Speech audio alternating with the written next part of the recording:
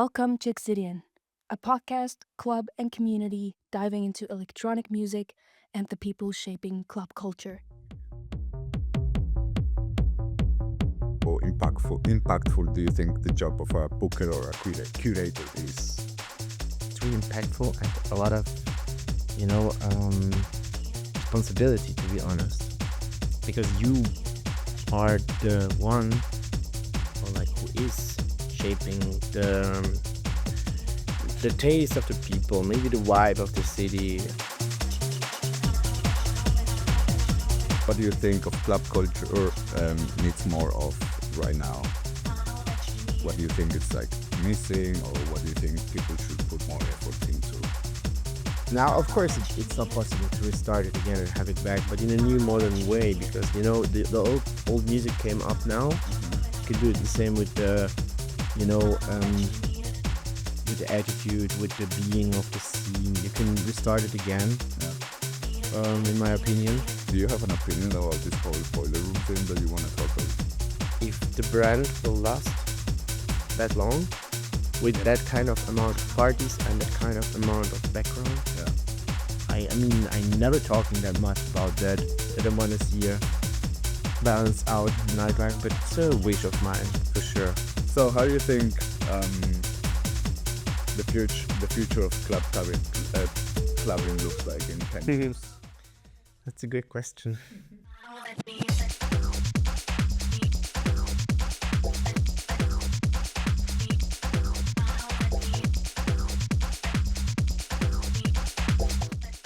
Welcome to a new episode of OXYDIAN Podcast. Today we're here with Marcism. Hello. It's a genre-defying DJ with tons of experience that is going to share his perspective and his thoughts about club culture and the scene today with us. So let's start with an intro. Who is Marcism? How did you first fall in love with electronic music, or who made you fall in love with electronic music? And give us a bit of the insight of how everything started. Thank you so much, first of all, for having me. My It's a pleasure, and I really love that kind of a concept, and I really love to talk a lot about music. My name is Mark, and that's where my DJ name is coming from, like Marcism. The first part is just my name. I am a DJ who is really playing different genres, and mostly I would describe myself something in between house and techno. But I also love to put some unexpected thing. Some surprises. Some surprises, like when I play house sets.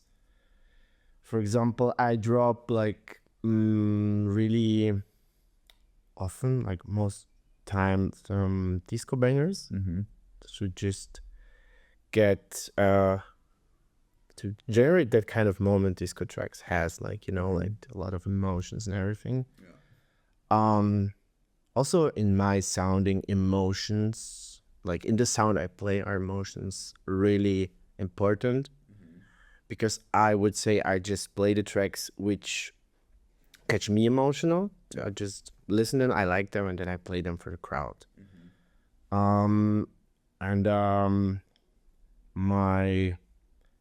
My first love for music, I was interested in music since I'm, I think, 10 or something. So I was listening a lot of different genres before What was your first genre? I think it was for sure, interesting moment. It was that 90s or 2000 trance stuff. That Love Parade era. It was disco house, Armand van Helden. It was before I was listening to rock. It's an interesting moment, because I always had in my mind I was listening to rock and, I don't know, rap and instrumental music like trip hop. I wasn't ever into charts music back then as a kid. I remember it. I had a curiosity for different sounds, also jazz, but it was house and kind of old school trance. So there I fall kind of in love, but it was everything next to each other. So I listened if you would look at some playlists, or like if you would look at back then MP3 player folders, that thing existed back then. You remember them?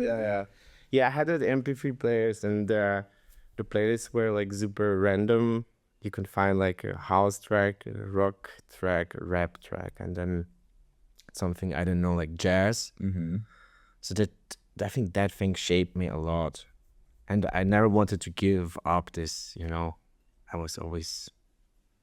And your first like touch with house music? House music was, I think, Armand van Helden, Carrie Chandler, back then. And those kind of house, like 90s house, was the first thing I kind of experienced. And I think also the whole Marshall Jefferson Move Your Body stuff. I don't know how I went there, but that kind of disco house and house was the first thing.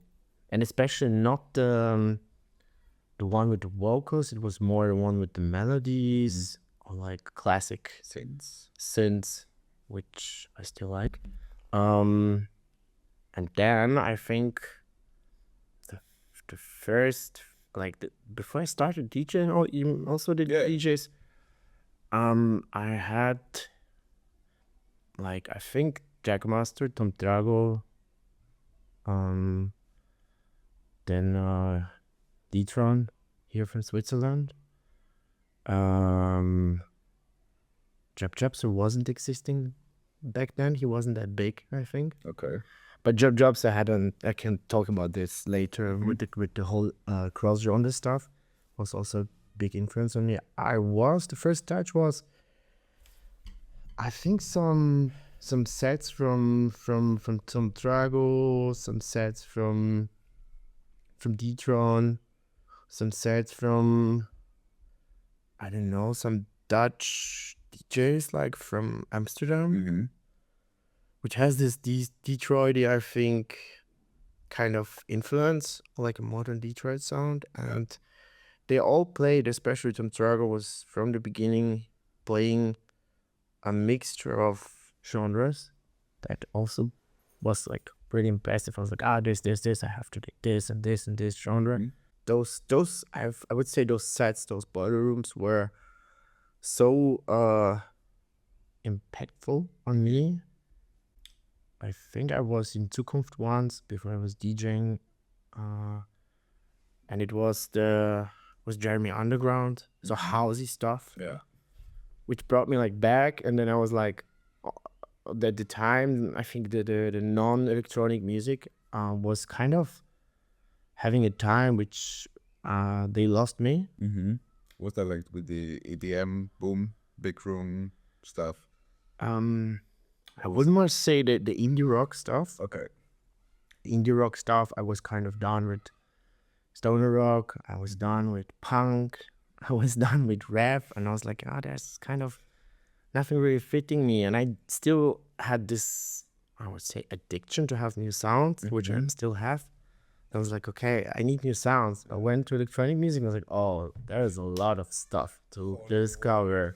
Holy bro, like I'm still here, and like 10 years later, and like, I have still the moments like to discover a lot. And that was the first love, and the variety of electronic music, especially house, was really catching me. And from that, I think that was the first love, kind of that classic house music.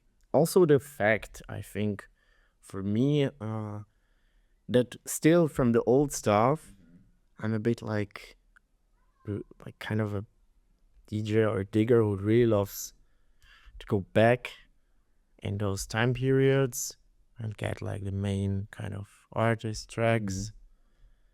And I think this 90s house possibility to have so many, different tracks you still find now was catching me a lot. So you started playing house. Yeah. House and disco. Okay. And you're a member of collective like MADKATZ, booker for Thermostat. You also co-founded SPEEDHOUSE. Yeah. So what inspired you to start SPEEDHOUSE, and what kind of energy or community are you trying to build with it? For SPEEDHOUSE, we found it together with Zima Blue from Zurich, and we had this common thing for UK Garage. It was again like the thing I told before, like curiosity. Yeah. So I was like, okay, this is the next genre, something fresh. And I was like, wow, so much stuff. And then I was talking to the guys from Zima Blue, like to Luca and Ron, and they're like, yeah, we're also in this thing. Like, so we started to get an idea, and they were like, they would do the most work, I would say. I think I'm more checking out the location and try to find new places for us. It's more my job, and they do like the graphics and do like the the whole promo stuff nowadays, the whole reels, the whole visual things, and the booking. Did you do it, or or you all do it together? Yeah, also do it, yeah. And there I think I was when I was really like, the idea why we started was UK Garage. And for SPEEDHOUSE, because there's also this SPEEDHOUSE kind of movement in Germany, where they play like pitched up all the house tracks. Yeah. All artists, like I would say Nina H or Julian Müller, maybe Narciss is the best. Narciss is the best example. And like really artists like Narciss are also doing this, and I'm like, okay, I'm coming from house now. I was in the techno scene, or like in the fast BPM scene, so I'm like, okay, this is the perfect time now to start and just do it. And also bring like the younger generation house back, which they are, in my opinion, which they are more open for different kind of older house, I would say, right now. Like, in my opinion, that seems to me. I kind of agree. You know, like this kind of like new hard techno generation, it's kind of maybe close to only that or only techno, and maybe they differ from other genres as well. Like, oh no, this is like this, or like too much labeling and stuff. Yeah. And did you like play in the UK? Did you have any like garage or anything, any experience in the UK? No, and I didn't have. I played once in London, but it was more casual, like Okay. I would say more even like a posher location. Okay. So I played like defected house bangers, and it was fun. But was it a defected party? No. It was just a smaller like kind of place in London, which people, I mean, the main thing was there, I think, to play even more commercial than we played, but we managed it like even easy with the defected stuff. I didn't have any experience there back then. Like, I need to go to London at some point. I need to have some friends there. I was sending like a lot of UK speed garage promos. And so artists. Yeah, like I'm really influenced recently by Interplanetary Criminal and Kitama. Kitama is more, I would say, the new underworld UK rave sounds for me. But they also like do a little like breakbeat as well, though. Two-step stuff, yeah. Two-step. Yeah, of course, yeah. Yeah, the UK is great. UK is that's an interesting point you're mentioning, is because the UK is a big influence on me also.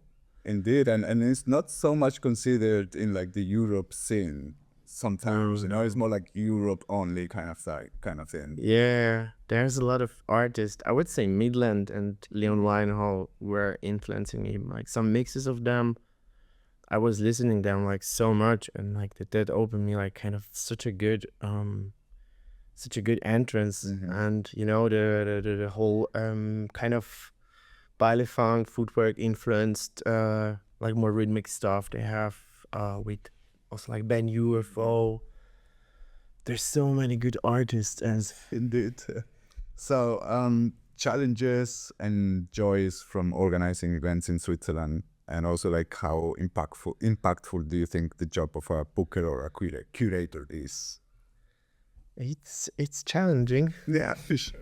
It's really challenging. It's and I think I will a bit not retire. I will put away a bit out like the focus of that. It takes like a lot of like a lot of time Mm-hmm. and Time research. and again, like sometimes the research is really helpful because you can use it over longer Yeah, time for your everyday. Yeah. for every day. And you also, if you have to do like because I'm doing like in this studio club also the bookings, Mhm. I have this good now I have this good kind of list of artists from this and that Yeah. bubble. And in a way, I would say the challenging thing is the whole organization process, because it's a bit time delayed Mm-hmm. and time delayed attached to the visual publishing stuff of flyers, and you have deadlines here. And A lot of things in one. yeah, also the communication thing is challenging because you have to actually do how to say a template, Mm-hmm. then you just drop it. Yeah. Because then nobody will ask what technique stuff they have. And I'm like this guy, after like 4 or 5 messages too much, I was like, yeah, you should probably do a template. Yeah. Like, A place where you can look at all of the information and stuff. yeah, Mm-hmm. I don't know. It's challenging. It takes me a bit much energy right now, to be honest. And nice things from organizing events, like enjoying it also. I love the perfect, whatever it is. I love this perfect evening where every artist fits to each other. I learned it from MADKATZ. I learned it like big shout out on Andy from MADKATZ because he founded it and we came later a bit. I really learned it from there. The perfect lineup, which is musical wise, makes sense. Related, and the people are thankful. The people are staying for sure the whole night. This is the most joyful moment for me. The perfect, Agree. Kind of like this, building this storytelling Yeah, during the night. exactly, with exactly. genres and artists and stuff. Yeah, or like even try to connect people from different kind of bubbles or genres, but find the right meeting point. Mm-hmm. The middle know, ground. That's really the think good thing. The goal in a way. Yeah. To kind of like grab day to day in one and create a Yeah, exactly. nice, safer, belonging space. And yeah, so how impactful do you think the job of a curator is?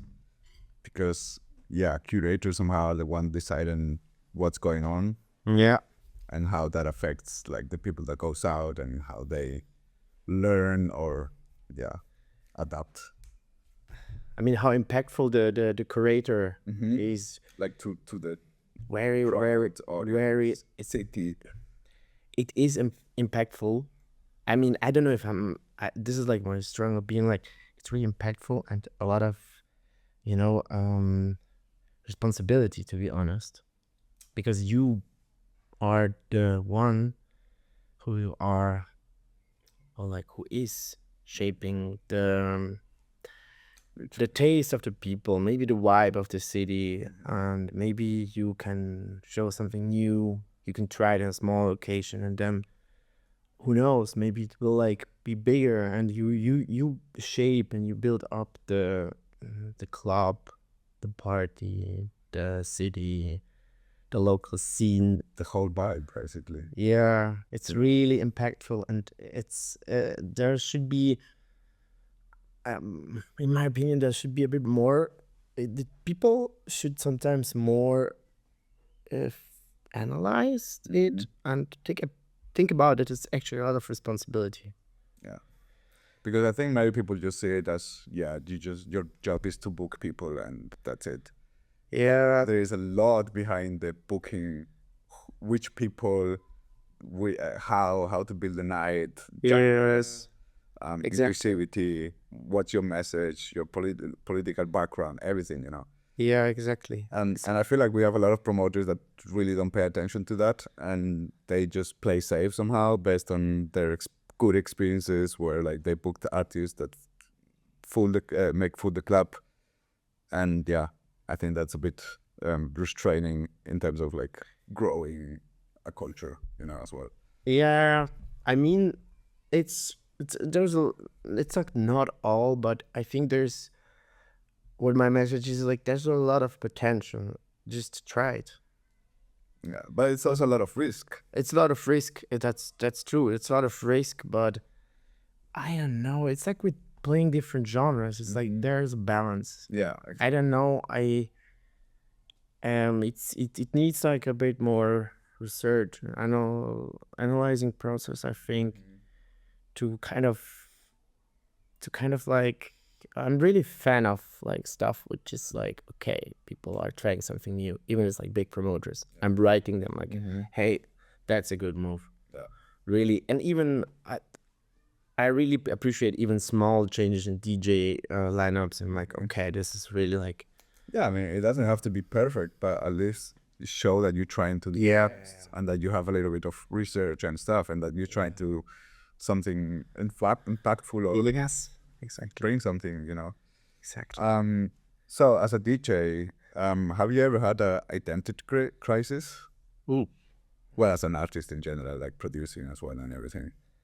I'm having it like from time to time, to be honest. I don't think people think it about me, but I'm having it like twice, 3 times a year. I think it happened to everybody. Yeah. I can like really open talk about this now. I have a lot of times in the middle of the year, kind of that time now. I have now a small identity crisis, like, because I'm kind of, I don't have a genre crisis. I'm feeling the most. I think you have that pretty clear. I have, yeah, I found like the whole structure from like, you know, all sounds, and I'm like really happy with it. But I have an identity crisis, a bit where I'm standing, what I wanna do out of my whole DJing right now, because it's been a while, and I'm like in this, where should I put the focus, like more or like where to go, and mostly it's songs by themselves in my thing. Yeah, of course. And I have the identity crisis also. Well, I have them, and like 3 times when I was too much into music, even it sounds positive, it can end up a bit negative, to be honest. And then when I'm like, again, like kind of distracted by, I don't know, work, or going back to skateboarding, like go skate, and then like I'm kind of refreshed again. It's a usual, like typical, I think, focus too much on one thing. But maybe it's not that much of like identity crisis. It's more like those moments where you have to like decide what to move on, where to focus, and what to do next, or how to improve the things that you have and stuff like that. Yeah. But for example, do you suffer like from, or did you suffer before from like imposter syndrome and stuff like that? That's like feeling like you're not doing it right, or stuff like that, where you're actually doing it right. Yeah, sometimes I have this logical thing of like when I don't have much sleep from playing, and then like I'm again on Monday or Tuesday, I'm like, oh, what was I thinking actually? Why I didn't have this identity crisis? What is like what I'm doing wrong? I have this, But I think that's normal, you know, because also you push your brain to its limits a bit, and like explores new things. It's like, okay, what about this now suddenly? Yeah. Yeah. But I have them, but it solves always. Yeah. To be honest. And if you weren't a DJ, what would you be doing right now? Interesting. That's an interest. I would be music journalist because this is actually the thing I wanted to become. Oh, and nobody likes, like, it's a good point to say it now because some people know it. I wanted to write about music and do like musical. You're still in time. Yeah, I can still do it. Like, especially with the new technologies. I could do I would love again to go back to do something like reviewing records, reviewing albums. I was reading that stuff a lot in the how to say in when it wasn't digital, when it was like Groove magazine and all those, rock newspapers kind of. I was buying them in a kiosk and I was like reading the reviews from the releases and I was like, wow, this is like I really was kind of. So it would be anyway music related, 100%. Yeah. Well, I think I would skateboard still more. So let's talk a bit about your Asia tour. Like, how did this come up? How was the experience? I did plan it before pandemic. But it happened kind of during pandemic. No, a bit after. 2023, no? Before last year. Oh, okay. I think it was not before last year, 2023. Yeah. I planned it because me and my wife back then were like, we should go for like longer travel to Asia, and I was like, I knew some people there, and those people were like, I had already kind of a profile, like with some bigger mixers, I would say, and kind of a identity sound wise. But in general or specifically in Asia? In general. Okay. And I was like, yeah, let's go there. So I got a lot of contacts and I was starting to, just also out of curiosity, I was like, let's go travel. Let's go see the scenes there. Yeah. And I was like, okay, connecting with the people. Then I planned it, got all the flights, got all the dates. Like it was a smaller version than it came out in 2023. And then the pandemic came and everything fell apart. But you still made it after the pandemic. Yeah. I searched a bit. Then after that, I searched time with my wife. Like, let's go and like do kind of a holiday stuff, and also like I can combine it with an Asia tour. And then I did it. Stretched it out a bit in Vietnam, especially. You were in Asia before COVID? No. Okay. I connected with the people. No, I was. Sorry. Of course, I was there. I'm sorry. I was there in Bangkok and in Kuala Lumpur and in Singapore, just traveling and just going out and meeting people I connected before in the clubs. And they're like, why didn't you write? Like, you should come back. And which difference did you feel when you went after COVID? Did you feel it different? Or? Yeah, everybody was more fired. They're like, well, let's go. Let's have a party. Yeah. They were more maybe enthusiastic, and like Singapore was so good. Like, it's a small sound carrying scene. Headquarters is a really good club, and they have like different promoters, and everybody's like super happy to play in this club, for example. It was different. It was for sure different. It was more enthusiastic. You feel like the scene is kind of more connected between all of them? Yeah, a bit. Some genres, yes, some not. Some are doing the Wonderfruit Festival together, which is for people from Vietnam and Thailand. Yeah. And then also, I think some people from Kuala Lumpur work with the people in Singapore together. I think Southeast Asia. Vietnam, not everyone. Yeah. So I wouldn't say like 50-50. I think 50-50 they're working together, and they are also completely different from the crowds. I would say. I played In which way? different genres they mostly like and work there, I would say, because Singapore has a variety, like different clubs, different promoters, and the club is booking sometimes like mini age, and then on the other time like Yana Master was playing the same floor.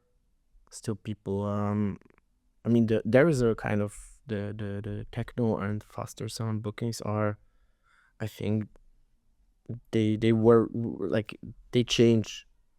They have this sound and this sound, and they have a house DJ upstairs. So like very mixed. Paramixed, like really. And in Kuala Lumpur, for my opinion, it's more this house, faster house. Their SPEEDHOUSE would work 100%.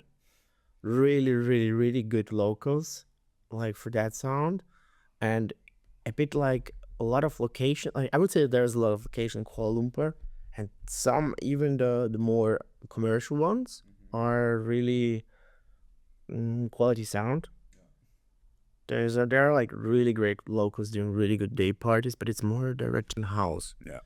So you say house is kind of a commercial thing there. Yeah. And the most popular thing in this area, in my opinion, I don't know if I'm right, is this kind of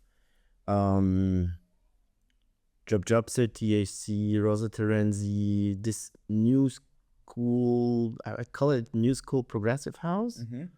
A bit faster. But not like organic house or No. Okay. Stuff like, who's the big artist right now? I forgot everything. I think founded by a kind of Rosa Terenzi, that, you know which one I mean? Like, it's a bit, I don't know how to describe this genre the most, right? I think here in Switzerland, Audrey Danza was pushing in the beginning of DJing that stuff. Okay. Yeah, I see what you mean. A bit Or like like- proggy house? Yeah. Something like Proggy that. house. More That- progressive. Yeah, more progressive. Maybe less hectic. Yeah, less hectic, and a bit like more pitched up house, or the BPM. Also, the countries are really different tastes of BPM, and the bookings are, the people love their eclectic DJs also. Yeah, when you go like this genre, like starting with house, ending up like with like Detroit techno in one set, they're like, yeah, it's fine for us. But I see that trend happening more and more out Yeah. of Europe as well, you know? Yeah. Like, I would say it's almost impossible to have a set of one genre only. I mean, not impossible for sure. I mean, there's a lot of people doing it. But still, like... Good direction we go. But yeah, I don't know. And like the hardest moments or struggles from organizing all of this, also from like touring, place to place, different venues, different crowds, no idea what to expect, kind of thing. The hardest is the travel. The travel is really the travel was really intense. It was like every 4-3 days, changing like the new place, going on to the plane, pack your stuff, going to Kuala Lumpur from Bangkok just for one evening, going back after the gig. Yeah. Because talking too much after the gig with other people about music, that was the problem probably. The time management it's like Asia is like from distances enough big Yeah. that you have really to plan it and give you more time. So the hardest moment was I did it like in 3 weeks. I should probably do it like in 6 weeks. How many gigs in 3 weeks? Actually it was only 6. Okay, one. But still, like, it's It starts though. yeah, it's a good start, but it's like, no, it wasn't. Like in my age, you had the double. In my age, you had the double amount of gigs at the same time, and like all of the traveling at the same time. Like, Yeah. I loved it. I loved it really, and I will do it again next year. And I'm going now in 2 weeks to Seoul also to play there, but it's in one city. Yeah. And that's great. And I love that to be honest, I love this coming to the abroad gig one day before, stay one day longer. You know, it's the traveling aspect, and that was the hardest moment, like to go again somewhere, Yeah, even you wanted to stay there, you know. that's true. I get that. And how do you approach the flow of the night from opening to closing in terms of like when you organize something? Like, how do you like to do it? Or As a promoter, yeah, um, do you like to build something slow and then harder, or the opposite, or just surprises and made? a mixture of everything. Depends where, like which location it is. And I would say, kind of that way up to the peak, way down, maybe some surprises if it works at the location. Depends on the mood, and really with DJs I really trust. This is, I have to be honest, a really important thing for me as a promoter side, that I don't have to think about, does it like build it up or not, because I should maybe be less control. Yeah, maybe open to like see what happens. Yes, let's see what happens. But mostly I kind of know how to build it up, to create it, and yeah, kind of I would say the normal organic build up, like from slow to, Because I see this tendency now where like some events, they start with the warm-up DJ at 140 BPM. yeah, I mean, I get it. It's trending and it's still gonna work and stuff. But that, how do you sustain that all night? exactly. That's and to like 300% the same opinion. It's like sustainable, organic, slow, trustful to the people, and still like maybe you can play slow and then still catchy, and you have the crowd still. Build it, grow it. Yeah. It's really important for me. And have you ever turned down a booking or project for ethical reasons? No, wasn't ever in that situation. Okay. Like really, Well, that's good. never was in that situation. Really never was in that situation. It kind of always was happening. I of course heard about a lot of stuff, but never something ever happened to me, like, you know. When you play for Boiler Room was before this whole thing. Yeah, I know what is going on now. I played it there. It was in the mix, I think, in the selling process or something. It was before. Yeah, I always landing at some stuff where it happens after, I guess. So Well, that's somehow good.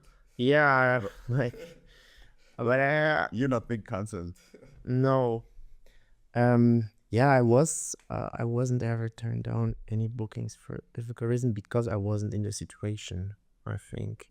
Do you have an opinion about this whole Boiler Room thing that you want to talk, or we can just skip it if you don't want to get too political into it or stuff? I don't know. It's my opinion, just one short sentence. If the brand will last that long with that kind of amount of parties and that kind of amount of background, just, it's not I predict something, but I don't know. I don't know. Huge boycott against it. Yeah. So I think eventually that's gonna affect it one way or another one, you know. Yeah. It's just, you know, I don't want to sound like an old man, but it's just not the same it was. It's not the same it was in the beginning. Yeah. It wasn't the same Boiler Room. I was watching like my Modesty drum ensemble, as told like in the beginning, like Tom Trago, you know, like those artists, and I was like, wow, this is a Boiler Room. There it was about music. Yeah. You know? Absolutely. It was a bit different, you know? Now it's about selling. Yeah. But I think like I think my only opinion about this, besides that, I mean, it's kind of fucked up. But like they made this post announcing like the workers, like the inner workers, don't have nothing to do with that, and like they cannot really change it and stuff. Yeah. And I just thought like, then just quit, all of you, and make it yourself like again. You know what I mean? Yeah. Like the direct competition, like, I don't know, instead of boiler room, like colder room or something like that, you know? Yeah. Yeah. And I think that would be really supported by all the people. Yeah. Yeah. Like, okay, we done it until now, so yeah, but obviously there's way more aspects that you have to look into for sure. Probably. It's yeah, probably. I don't know. It just I was in Paris recently on one just to visit someone because when he was done playing there. Mm-hmm. And I looked at it and I was like, I wasn't in the room. I didn't go to the That's what to the dance floor. I was just saw the location. I was like, whoa, it's a real festival. It's like they just got bigger and bigger. yeah. It's such a big location. It's like wow. Okay, it's not the same. It's like this kind of good designed sign I know from back was about music. It's I think not anymore. Yeah. From Maybe they prioritize a bit more like selling, yeah. mainstreamness and all that. Yeah. No, which it's understandable when a big company like that is behind it, you know, like Yeah. mostly care about the money and And nowadays there's a lot of alternative streams. I mean, which the fact I really like, and the creativity which goes with that. Like the disco selectors has this one, with the bands around them, with the vinyls and the rotary mixer. It's really aesthetic, like really fits to the good music like they play. The streaming became important, but also creative, I would say. yeah. And it's also trend now, you know, like Yeah. Horror, Radio Rudina, Kiosk, all of Yeah. these streaming platforms. Yeah, Radio Rodina is great. It's a vibe. It's like a home party. I played there. It's like a real home party. You brought the people that was there? We went with a group. Okay. I was in an agency, in my last agency. Yeah. And they were organized, and we were like a funny group of like people, and we had a really fun like Because that's cool, right? If you go alone, yeah. it's a bit like, I saw some videos as well where like they're alone, it's totally fine, you know, but I don't know, it's kind of like that thing, like also like, I don't know, when you watch podcasts and stuff, you get distracted, you just watch what's going on in the background while they sit as well and stuff. They made it the room is actually nicer than it looks on it's a really On the camera, no? yeah, it's a really amazing room in the old town of Vienna, and really nice like furniture, and the room is just really like a home party. You go there, you play, you turn around, you grab a drink or something, or you talk to people. It's another vibe. Did you enjoy more Rudina or Horror? Wow, that's a difficult question. Yeah, I guess. Equal. Yeah. The room is really nice, like it's really aesthetic. You're there, and the whole walls looks really like nice. And Radio Rodina it's different. I couldn't compare it. And Kiosk would be really nice. Yeah. But I didn't manage it. And now I'm playing in Seoul Community Radio, which I'm When? on the 20th of June. Like Okay, so now in 2 weeks. yeah. Well, when this comes out, it's already passed. But yeah, I will remind you this later when we do the promo stuff, so we know exactly when to promote. Yeah, I'm really excited. Like I'm really looking forward for that. Seoul Community Radio has this green screen visuals. Oh, that's cool. Yeah, and then they have different backgrounds, which is I really like. And they're not the only one doing doing it like this, like Beijing or Shanghai, like some community radio. And I think also in Bangkok they do it also really fresh. The one I liked a lot is this. How was it? Let Him Cook Radio. Yeah, that's great too. I love it. Marcism. Yeah. Yeah, that's great.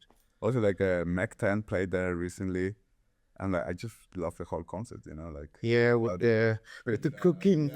Yeah.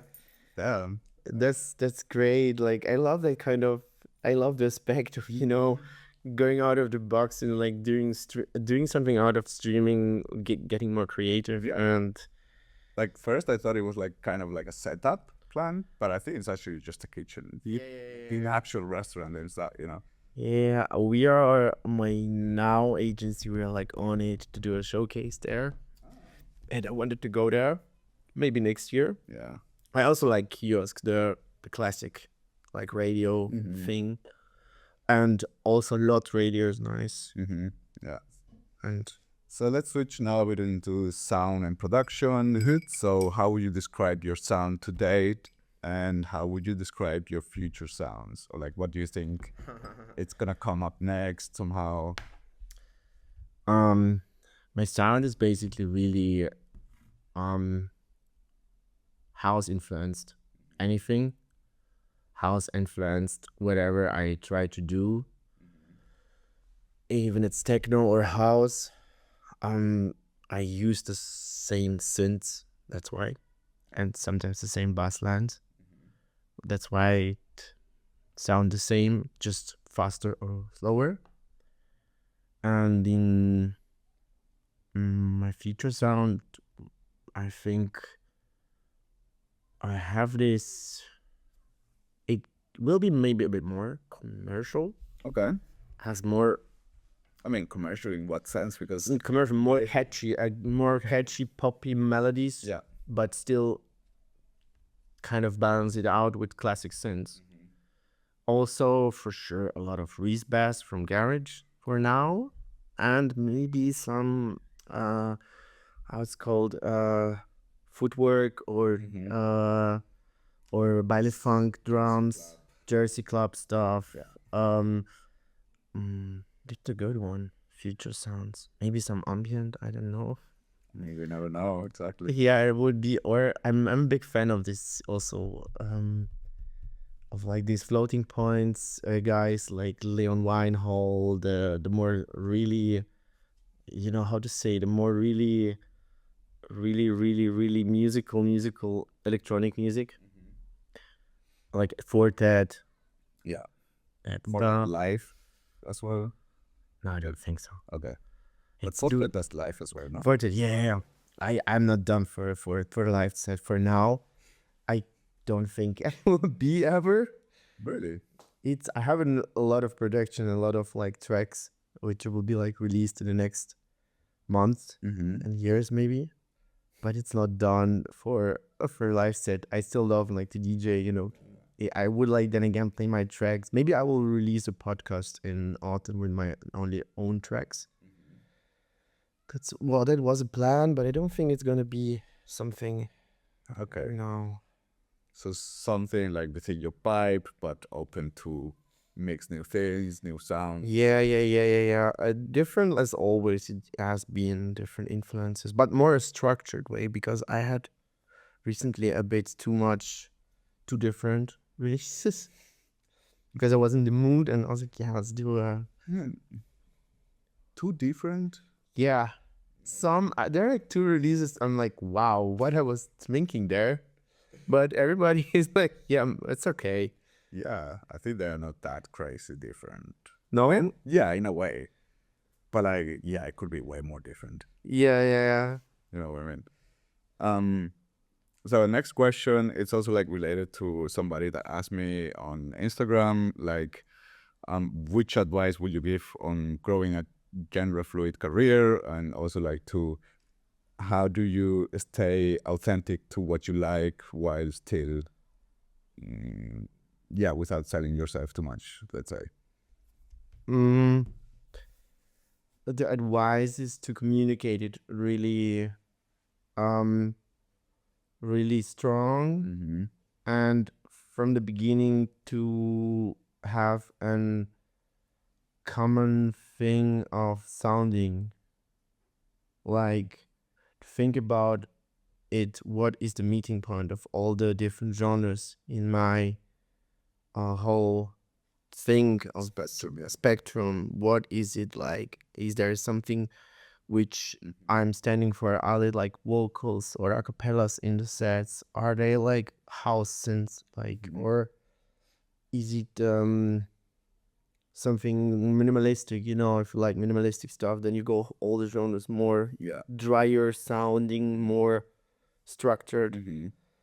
This is a good advice for sure to do a playlist on Spotify maybe from yourself out of without planning, then reshape it again, your taste, and analyze your the taste in a way. I wasn't doing it like 5 years, to be honest, but I'm doing it now, and it's really difficult what I'm like advising. It's not easy because you have so much sound and you don't get you need to get the full spectrum around, kind of being everywhere to get this is the thing which just shapes me. That like finding your or like do a small circle of around all genres to just know, and then it makes sense when you describe it and communicate it the right way. Also, from not selling out yourself, really communicate it like in your words when you speak with people about music or what you post, what you do. You can go in a way a bit more hype direction, but do it classy. It's like a bit with clothes. You can wear something like which is in trend. You can have your style within different styles. This style aesthetic aspect of and a bit timeless thing. Analyze what is timeless. And there is everywhere. And then like think about what is like when you go to one genre, what is me there, not what is cool there. How do you identify with Exactly. Because like I have a really specific, like from my example, I have a really specific in the true techno stuff. I have a really specific point of view what I like. I like, for example, like true techno stuff, but it needs to be not that stripped down or like not structured. So it needs to have melodies which catch me. Or having or like I don't know, when it's like more true techno is a good example. Just find your elements there. If there are even a more equal sounding genre, but what is your thing there? Go, because that detailed thinking leads you to what you are. But I can't speak so easy about that because I did it like 10 years. It's not easy. It's also not an easy subject at all, you know. But yeah, I quite agree with like that experimenting thing and seeing what's in common with all of them. What you like and what makes you vibe with the genre or the sounds and stuff. And then, as you said, it took you kind of like 5 years to like get to that point and stuff. And it happens to me as well because like I started playing EDM, then I played more like hip hop, trap, and then I discovered house, then techno. And now I think I'm in most like stable moment where I know like also like between house and techno, and like I'm trying to find that middle point as well. But I would say like that's the way to kind of you know, you would agree like with the what are you there? What are you in this? What is your taste, right? Exactly. That's really synths, melodies, captured to different vibes and styles. Exactly. So totally agree. We have now reached the premium part of the podcast where we dive even deeper into DJ advice, nightlife finances, and other exclusive content. Go check out our Patreon channel. So let's switch now to a bit of like the same topics and inclusivity, which is something we always talk about here. So the first question is, what do you think of club culture needs more of right now? What do you think it's like missing, or what do you think people should put more effort into? To think about put music, I think, in my opinion, back to the important thing when it started. I don't want to sound like again purist or something. I just like it was starting the way it is now. Of course, it's not possible to restart it again and have it back, but in a new modern way, because you know the old music came up now. You can do it the same with the with the attitude, with the being of the scene. You can restart it again. In my opinion. think about, analyze it more. Don't to take it too serious, but still making it like kind of working money wise. Just analyze it more and make it more thoughtful. You know, thoughtful how thoughtful what is it about, you know, and thoughtful not put egos in the front. No egos and no finance on it. No egos and no finance. I mean, finance to pay the bills, but there is a balance to do it. And maybe there are like, I don't know, countries managing it, I would say, quite good, and others are not too.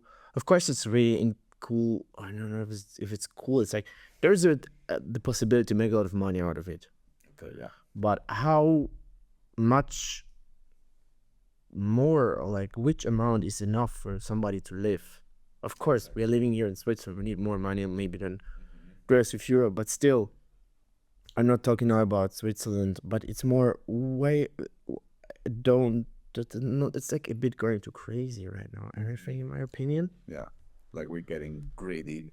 Yeah, kinda.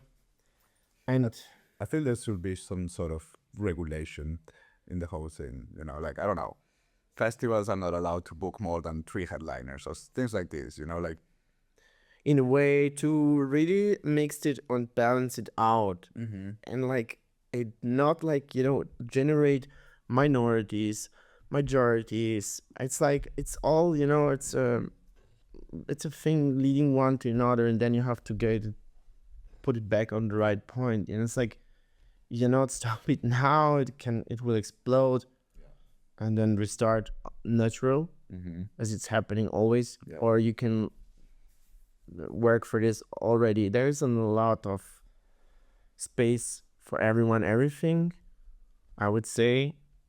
Like, as I said, like in this house song, like from Mr. Fingers, Can You Feel It? what was the lyrics exactly?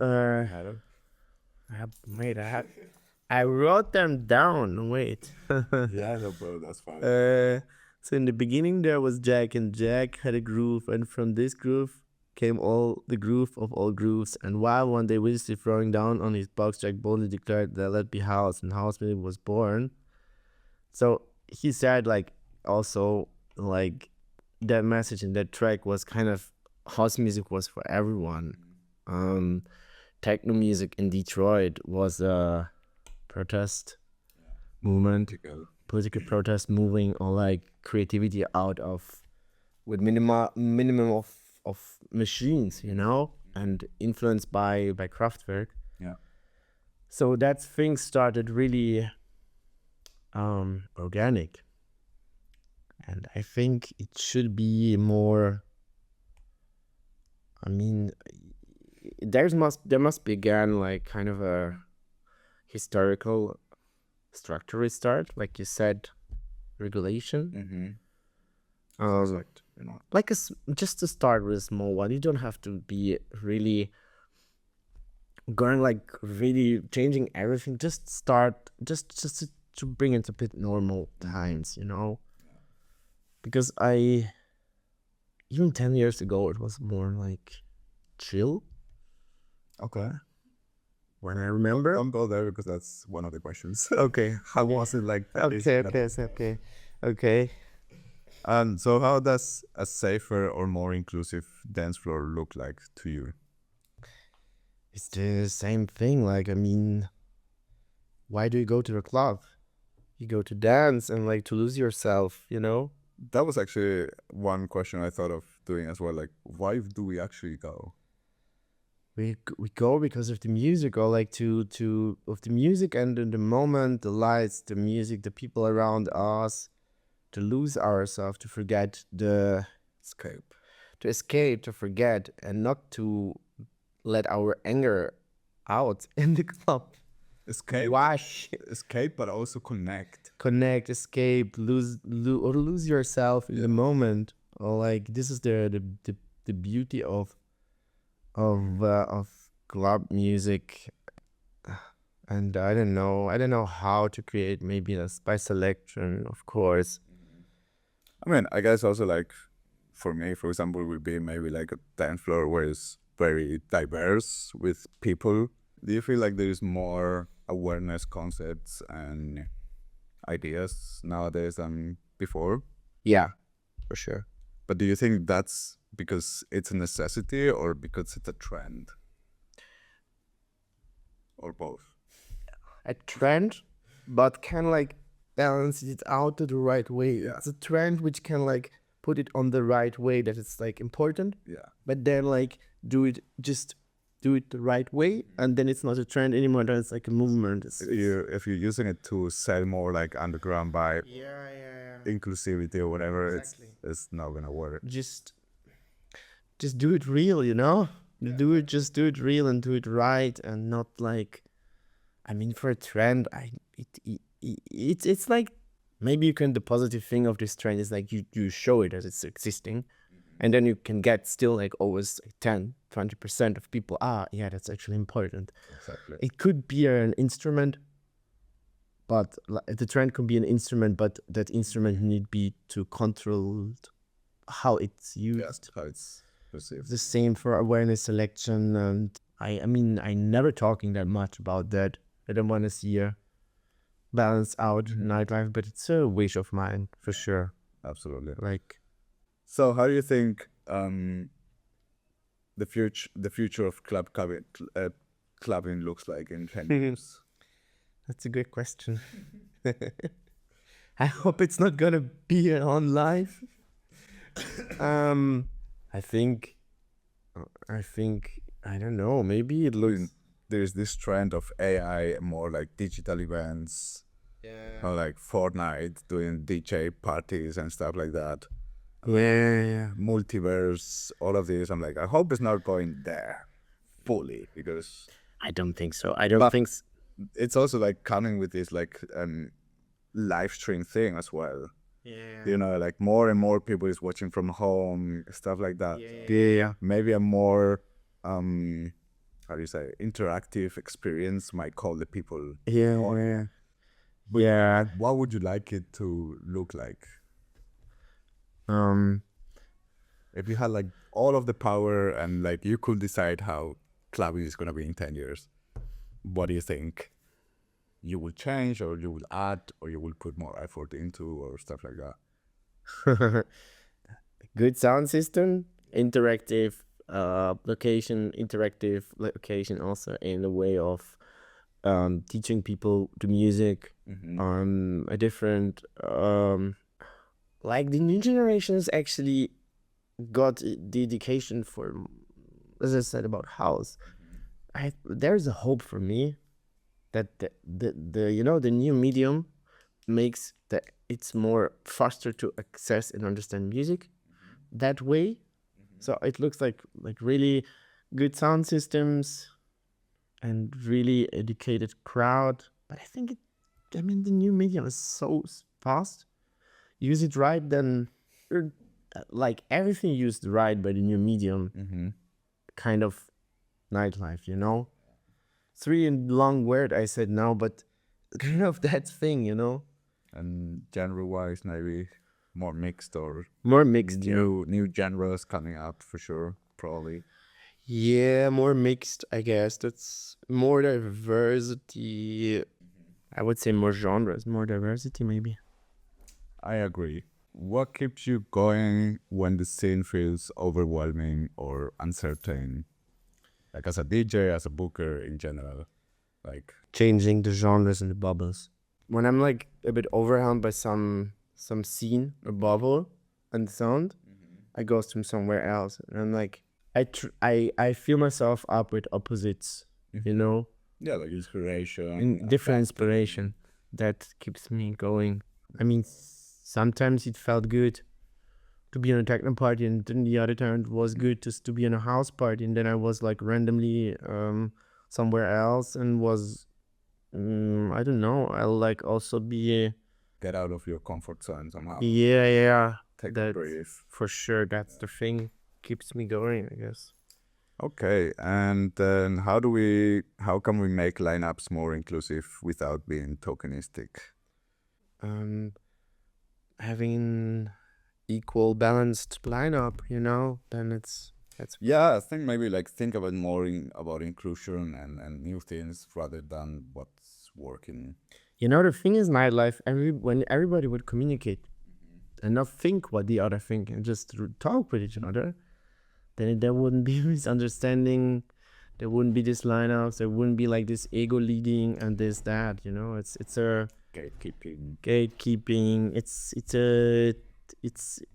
there's so many like DJs there's a lineup to create it with DJs the equal way, which wouldn't lead to that miscommunication that then the other communication would to resolve it, or already nowadays happened a lot. I think sometimes I learned it a bit from being in different bubbles and seeing how they think, to listen to them, what they like, or to talking just in this bubble, like in the house bubble, for example, or selectors. And that sometimes this is the fundament always. Actually, you think like that, so you understand them more. Yeah. And then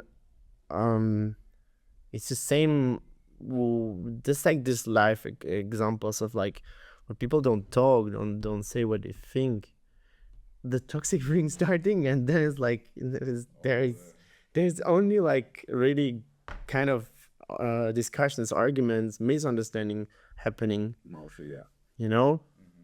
But I always said that even all interviews I had, I was like, just communication.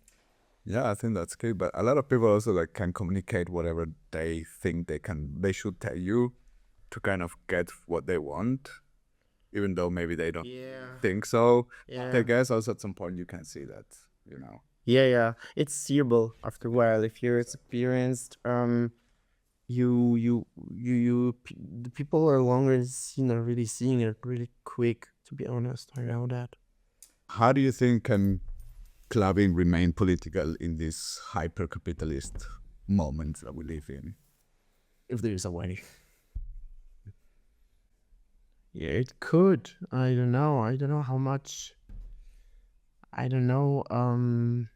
It could, or for sure. It could for sure. There's a power, but I don't know if it's like arrives that enough to change. I think they are compatible for sure. Like you can make a capitalist event or whatever, or make money out of it, and still have like a strong political background and message. That's true. And that's how it should be, actually. Like the biggest companies and the biggest events should be the ones that have exactly that. And at the same time, they can also make the money or whatever. Yeah, I remember. Yeah, exactly. That would be the ideal way. Yeah, but sometimes I feel, I don't know. It's like powerful for sure, but it should be done from the beginning and not like, we should do it. It's the trend. I think it's never too late.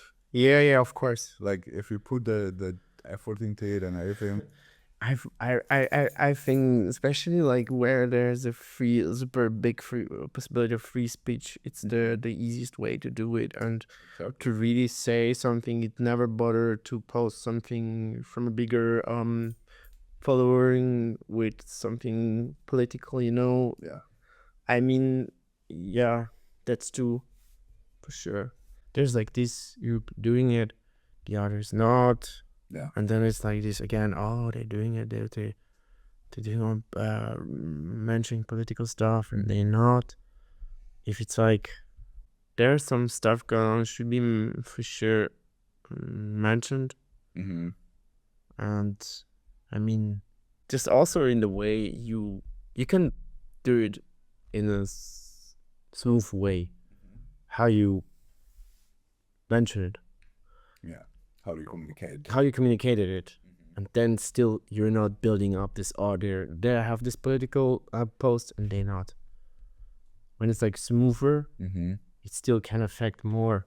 But more soft, yeah. more soft. Less intentional or less in your face kind of thing. Yeah. Yeah.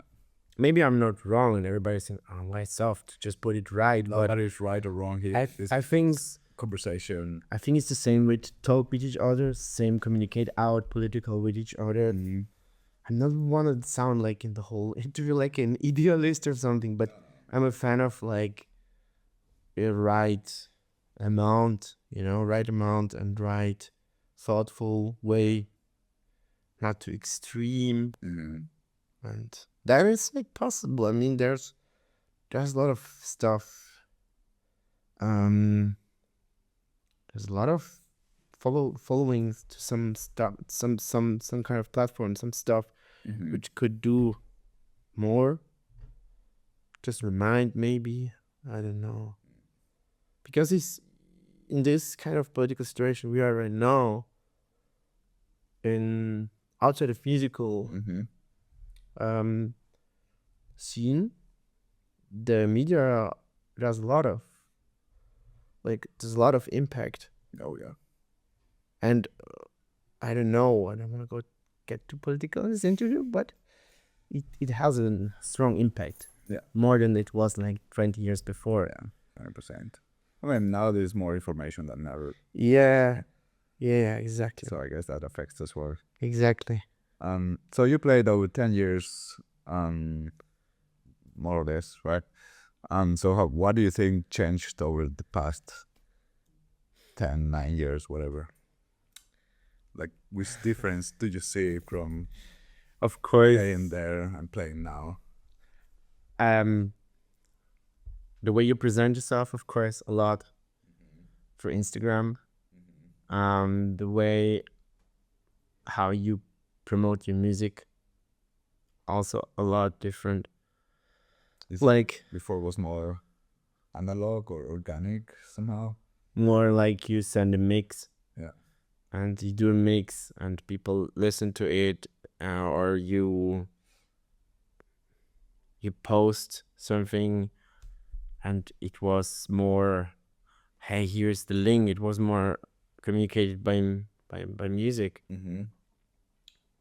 Or more like talking to people. Maybe now it's more based on you present yourself out. You present your releases through interactive reels in Instagram, which is, at first I felt like, okay, it's what is this? And then I was like, actually, it's interesting. Then I can like, it's a new creative way. I don't want to sound like I'm like the way it's now. I'm not like that biggest fan of this, a lot of presentation and the constant presenting yourself on Instagram. But it's kind of a challenge. It's a side challenge for me, which I'm like, busy with it, and I making it, and I using it, but my way again, that maybe for you it's easy because you have a lot of experience before, and now you can like focus on this part as well. But like for upcoming artists, I feel like they are sometimes putting way more effort into the presence that they have or they offer. Yeah, that's more more how much they mix or how much their skills and that's true. artistry and I know. all of that. Like, I think social media is a great tool for a lot of things, and also like it's somehow necessary to have like to build your portfolio where you showcase what you do and stuff without having to be it the main focus, or like that you get booked, or that everything you achieve is because of what you show on social media. It's like there's still this thing existing from back then that never changed over the last 10 years. Is like the sustainability of yourself. When it didn't change. If you're sustainable, you have been sustainable 10 years before. What you do, you've been with the same attitude, you stay sustainable now. And this thing doesn't change for the last 10 years. And like it didn't change a lot, like not even like 1%. The realness of your sound, the sustainability, you know, this kind of fundament, a musical fundament didn't change, like not at all, to be honest. You while you're there and while you're doing it, if you care a lot about it, and that thing will lead you always to the right point. That like the middle ground is still established somehow. Yeah, for sure. That's slightly different with the COVID, after the COVID, because the generations that were supposed to come out during that time, they couldn't. So now everything they learned about club and clubbing, it's from social media. Yeah. You know, and also like this trend of like drinking less and everything else. Yeah, new ways of partying or assisting events, live and this, that. Yeah. I mean, it changed a lot. Yeah, that's changed a lot. Before was more like just a club and Exactly. not even social media had a huge role, I guess. No. You posted something over Facebook, you invited your people, and then You were like an EDM star or something like that. yeah. The main stars had like this broadcasting, then you had this broadcasting, and then the releases were more I think more had more impact. The releases have for sure more impact, I would say. The music, when you had like kind of the releases, you went up and people were playing your stuff, were listening to your tracks. It was already a thing. And now it's more, you have a good release, you have to present it the right way, then it works for sure. Yes. Our music was maybe more in the focus, but it doesn't, I don't think it could also end up good, you know, because everything which came intense will go down to slower or being more thoughtful. That's the thing. It's just the other way back, you know. So I think that is for sure. The future doesn't look that crazy. Looks more more easier. But yeah, of course, in the last 10 years, there's a lot of different stuff changed music-wise. Of course, also, I love the fact sometimes I'm playing, like, especially at house, playing stuff I was digging 10 years ago, and now I can play it now. That feeling is like really, really a good one. It's like, okay, now is the time came now for this sound, and I'm like, wow, this is I'm really happy in house, for example, how it's now compared to 10 years ago, back then. I'm happy what I'm missing 10 years ago. I feel like there's more DJs now, and before it was more DJ producers. Yeah. You know, like before it was like producing was of big DJ. Yeah. Of course. Do you prefer like DJ producer sets or just curator DJ set? Because I feel it's like DJ producer sometimes can be more of a concert.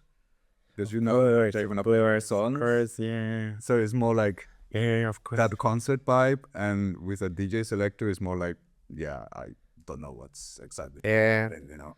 What I prefer more. Yeah. Or I like both.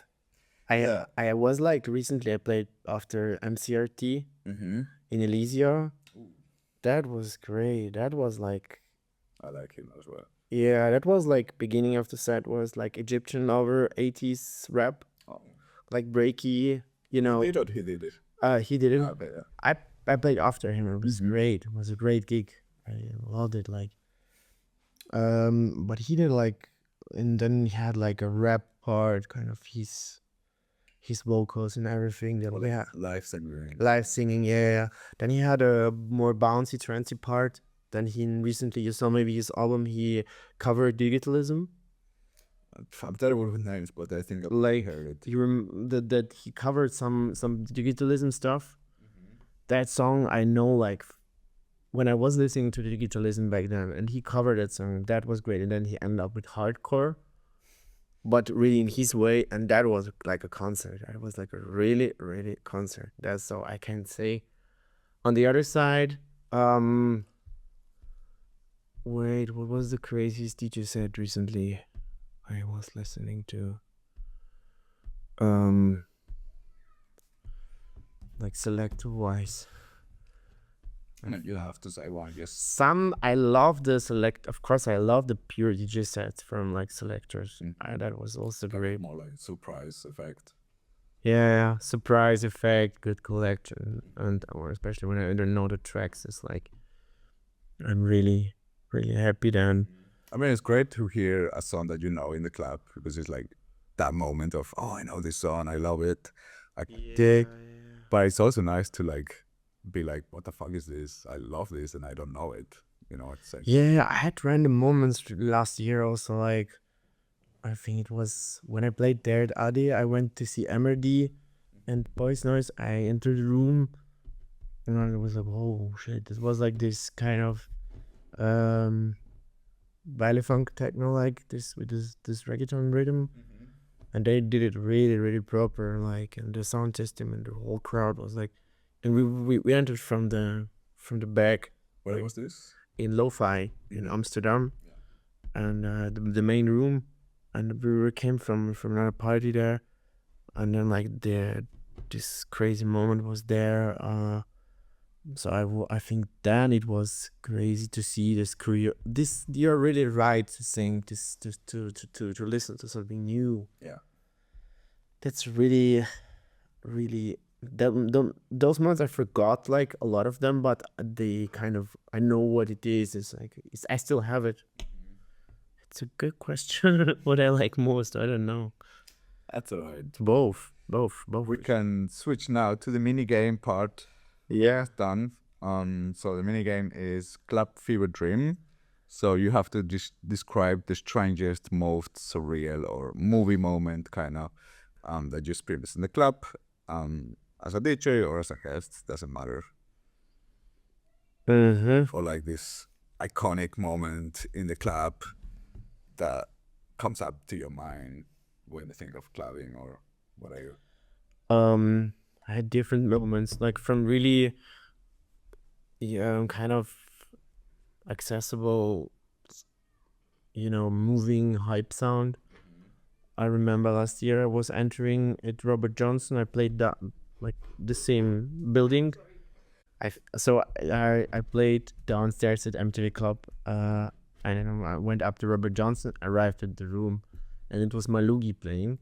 Oh, okay. And it was I think some holidays in Germany, and it was like a bit older, but really good selected crowd. Like, it was great. And then it was in the drop, and the sound system was really good, and it was this vibe, and he has this happy vibe. And I went there, entering the room, and the people were like going completely crazy. They're like, there was like so much positivity in the room, like such a good mood. And I was like, holy shit, crazy that stays. I had some moments in Panorama Bar. DJ Sprinkles was playing. He played a super deep set, like really Detroit, like kind of super deep old school house. And then like with long pads, everybody like was flying. Then he suddenly played Nina Simone, Cinnamon, and then everybody went completely crazy. And I was watching it like having a cocktail in the Panorama bar, and I was like, holy shit, this is what's going on here. And then he played like some future jazz after that, and then the thing completely escalated because he had the people.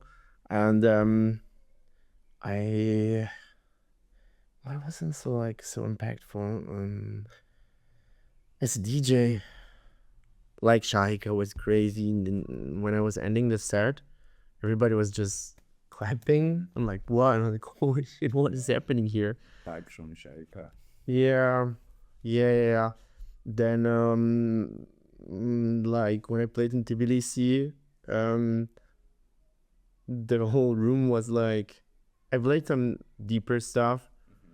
The whole room was like completely like I would be in a boat and I would go left and right. The same thing I had in Singapore. I was like, the room was kind of like a boat, you know? Yeah. Like this. And everybody was like vibing. I had the same in Tunisia and now in Mai. Like you can see it on my Instagram, the people are like kind of like bettonized to the floor. And these vibes I always remember. Also last weekend in this kind of, I love the moment when in general, I love the moments when they play like the people lose yourself, really, and I got them with more emotional sound, got them more emotional with my sound. I don't know now like some examples, but this is more for the DJ experience. For clubbing, let me think about it. That's for sure something I shouldn't forget. Too many memories. Yeah, to seen too much different locations. Did you organize a party for your wedding Mm, or an after party or something? an after party, yeah. Okay. That was funny too. That was really funny. And it was a good party. Everybody was there, said like, okay, every wedding I've been after that. Your party part was really in the top 3. Did you play? Yeah, I took over at some point. We played 3 friends of us. Yeah. And there was like another kind of second floor because it was on an island in Bulgaria. Oh, okay. Yeah, it was really nice. The people didn't want to leave. It was like, it was made until 4 and they're like, what? 4 are we done? No, let's go. Like we stay for another 4 hours because the vibe was really good. That's the best.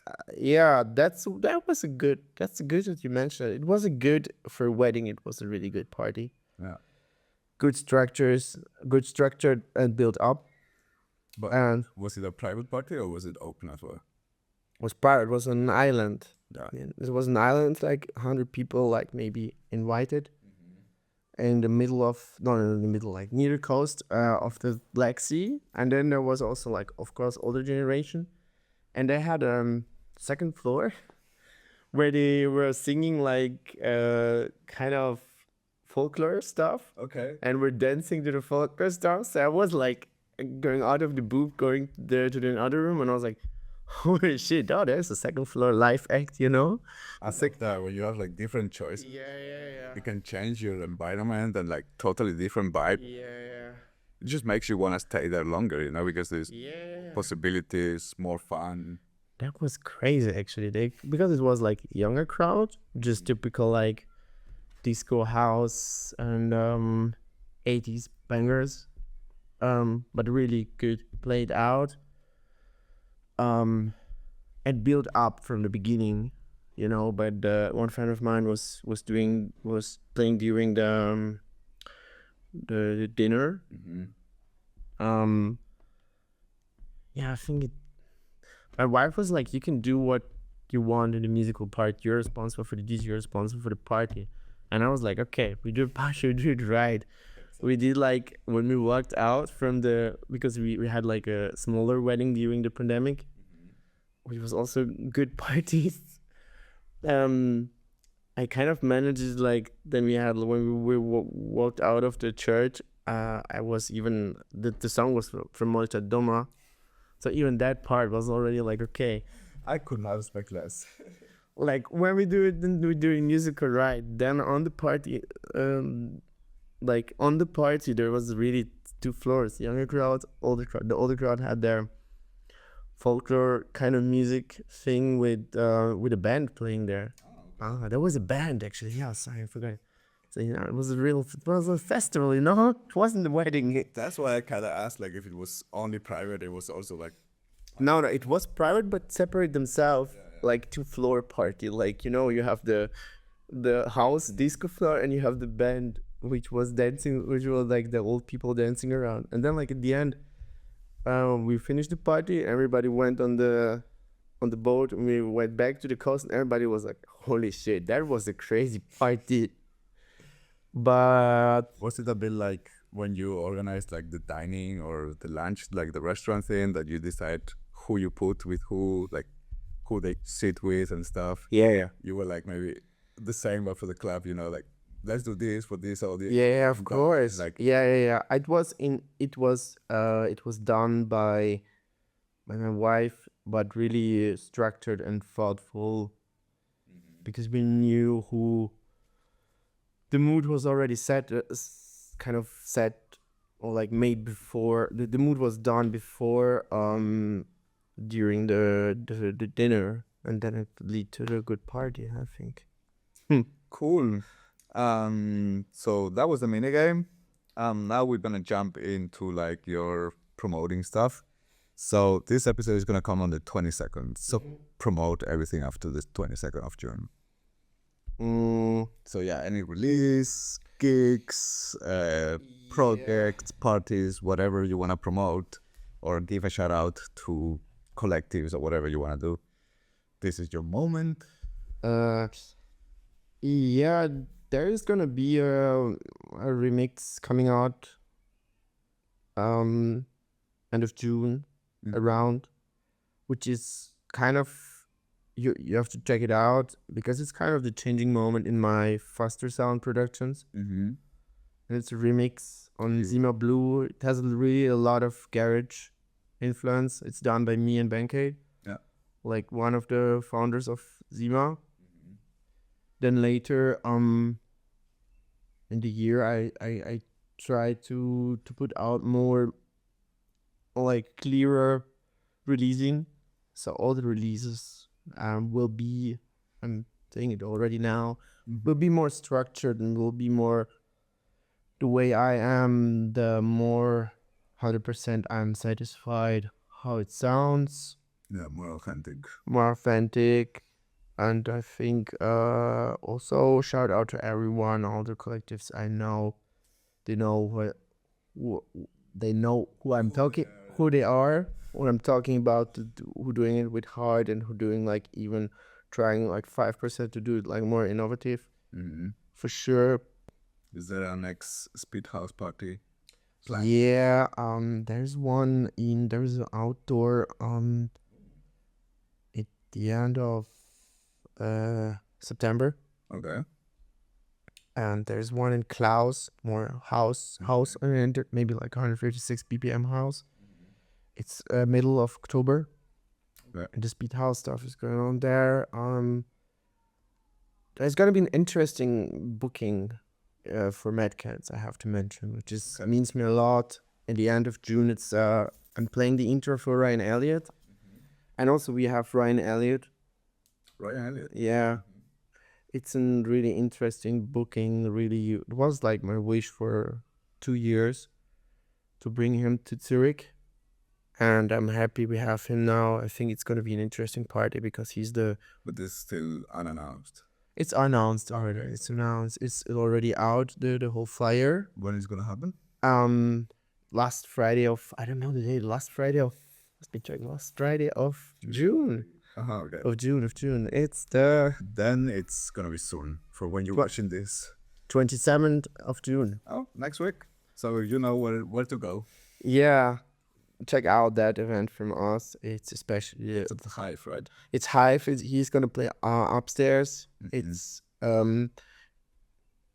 actually I would like not to go too much in detail, but you can like hear it out. It means me a lot. That kind of booking, and I think it's a rare moment that Ryan Elliott is not that much offer in Switzerland recently, and he's for sure a vibe for the party.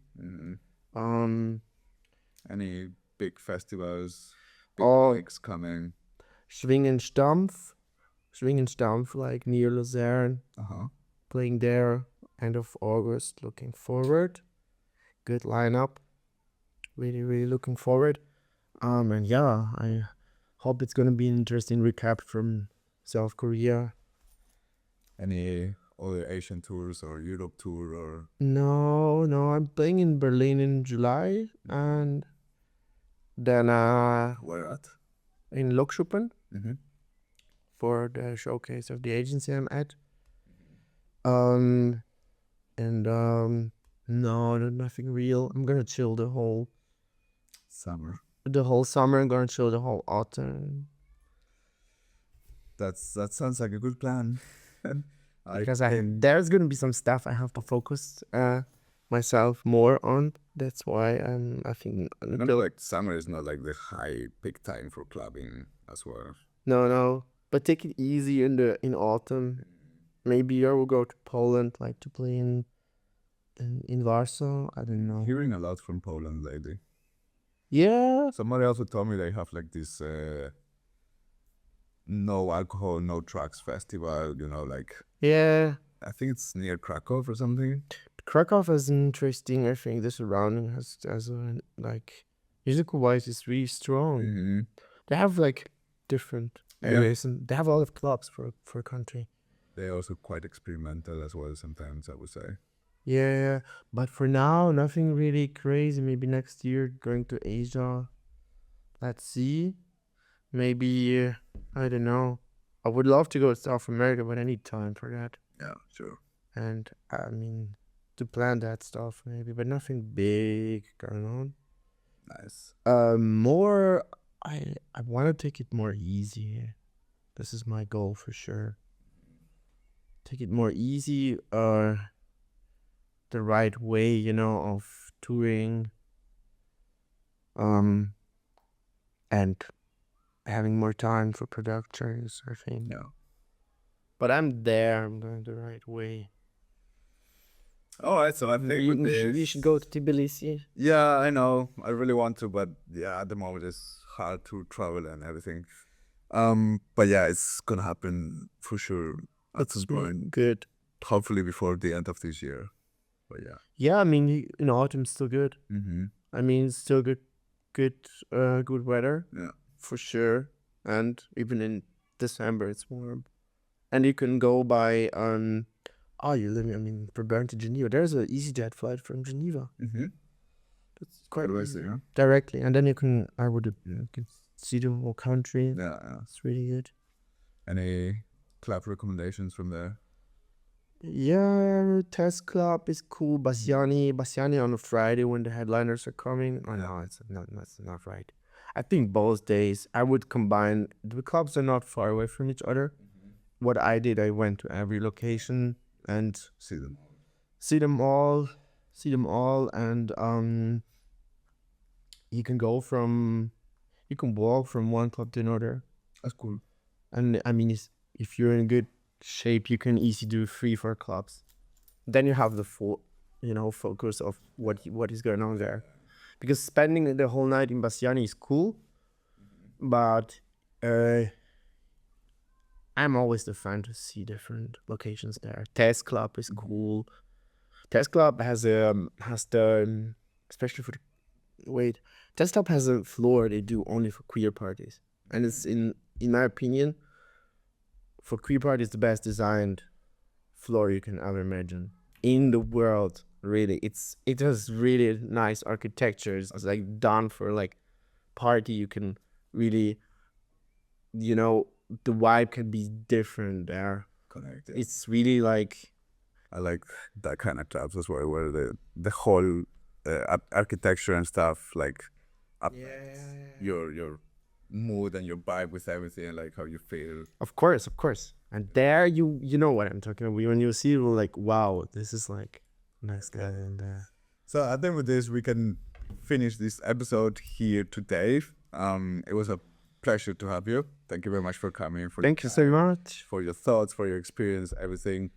And next week MADKATZ, and just follow social media stuff. Thank you so much for listening. Stay up to everything. And so we say ciao. Thank you for listening. Thank you for inviting. Thank you. It was amazing.